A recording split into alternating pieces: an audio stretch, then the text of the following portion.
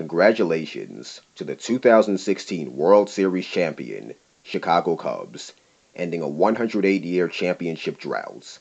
And they did it with great resilience in the entire playoffs. In Game 4 against the Giants, they trailed 5-2 going into the top of the ninth inning, and they score 4 runs in the top of the ninth, take a 6-5 lead. Then closer Aroldis Chapman closes the deal in the bottom of the ninth to help the Cubs advance to the NLCS against the LA Dodgers. The Cubs trail in that series 2-1 after being shut out in games 2 and 3. And then, with games 4 to 5 still to play in Los Angeles, we think the Cubs are finished. But then, out of nowhere, in the next 3 games, they outscore the Dodgers 23-5. Once again, their bats woke up at the right time, and they advanced to the World Series for the first time in 71 years. And then, against the Cleveland Indians, they trailed 3-1, getting destroyed in Game 4 at Wrigley Field. No team had overcome a 3-1 deficit in the World Series in 37 years. But once again, the Cubs, they barely survive, by the way, Game 5. They win that game at Wrigley Field 3-2, but they still have got to play Game 6 and 7 in Cleveland.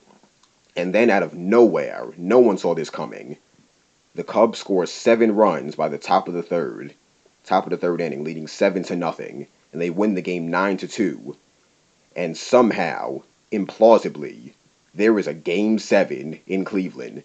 They jump out to a 5-1 lead in Game 7. Think the Cubs have this, right? Then they change the pitcher. They put in John Lester, taking out Kyle Hendricks, and they score 2 runs to make it 5-3. Cubs go up 6-3.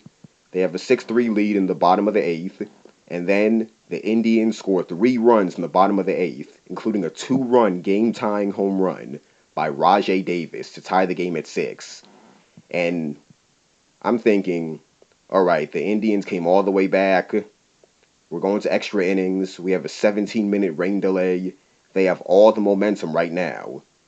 There is no way the Cubs are going to win this game. But they come out of the 17-minute rain delay. They score 2 runs, take an 8-6 lead. Then in the bottom of the 10th, they allow 1 run to make it 8-7 Chicago in the bottom of the 10th of Game 7.